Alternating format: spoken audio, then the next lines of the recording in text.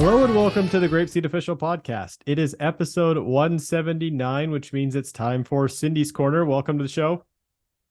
Thank you, Adam. And wow, 179. Yeah, we're getting we're getting closer and closer to 200. I'll have to start planning whatever the special episode this time around is. I Yes. think Anything happening for oh, 200th episode? no plans yet. I mean, the 100 we had Miklos interviewed me Mm-hmm. for some things. But yeah, we'll see. We'll have to Yes. figure something else out for 200 to make it a little bit Exciting. spicy. Mm-hmm. Exciting, exciting. Well, our episode here, 179, what is our topic of the day, Cindy? Today, I would like to talk a little about listening, like listening actively. I think some people call it like beautiful listening beautifully or beautiful listening. But this is something that I've been thinking about lately as I was self-reflecting on my actions or words or behaviors with teachers or managers I talk with, like even listening to my coworkers, my teammates, or listening to teachers talk about their students, parents, their managers, or managers talking about vice versa, managers talking about parents or students or their teachers. Mm-hmm. So yeah, that's what I want to talk about. Why don't you just go ahead and get more into it? Okay.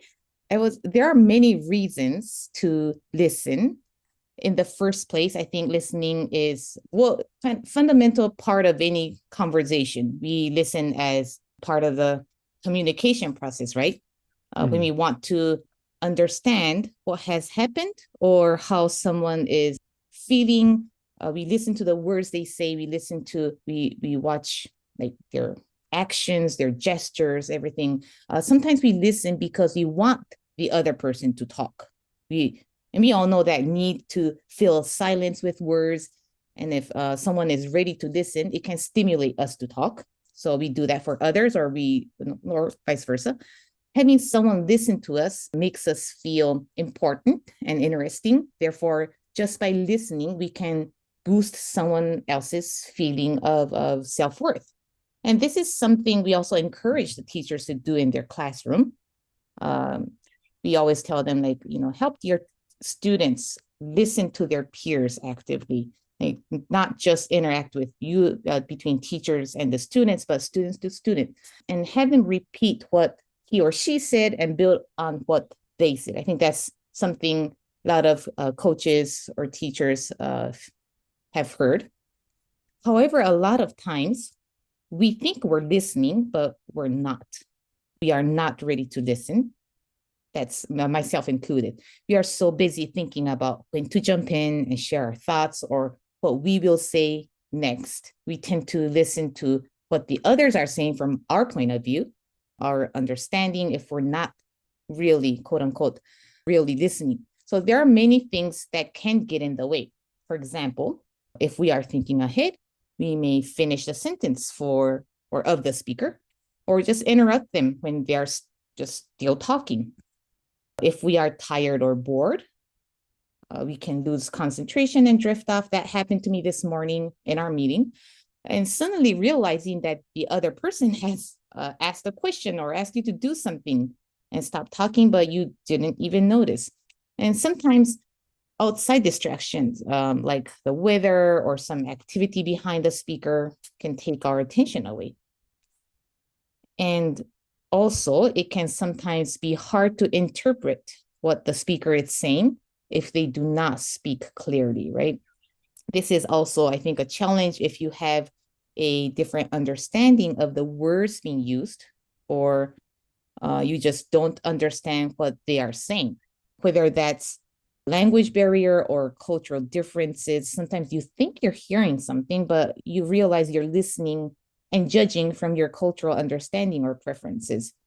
Or on the other hand, if you are really interested in the topic of conversation and have something you want to say, you are not listening to the words they are saying, but waiting for that gap so you can make your point or you can add in your comment. You might have got the answer already and you want to share it, or you have a key question or a leading question that you want to be addressed now. So all of these issues are kind of focused on us as the listener, I think. We want something from the conversation and want to control it. We want to write the agenda for the interaction with the other party. So what got me thinking of this is recently, we have been getting a lot of inquiries concerning boredom in children from parents, like bored of their unit or set, if it's little seed, bored of doing REP. And these parents wanted to ask us what they should do. And teachers also tell us that their students are bored of doing the same unit for a long time from time to time. I mean, yes, it is usually because they aren't doing the unit as recommended. For example, doing only 3-4 lessons a week, as we all know, will end up with students having to use age-inappropriate units, and therefore they lose, motivation or concentration, or maybe the teachers are not teaching as recommended in the lesson plan, or they're not even using the lesson plans at all. Our first reaction is usually, well, maybe you're getting tired of teaching the same unit, or yeah, that happens to you because you're not fill in the blank. Like you're doing it wrong or teaching it wrong, or you're not doing it as we told you to. But it's crucial to constantly stop and think, where is this coming from, instead of jumping to what we believe it is, just based on our experiences. What are they really saying or trying to say? There are key times when you might not want to stop and listen, but you really need to.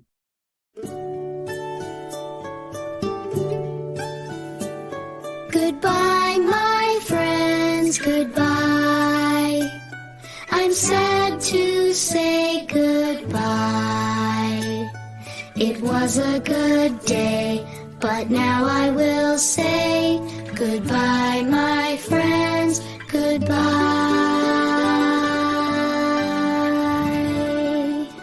Goodbye, everyone.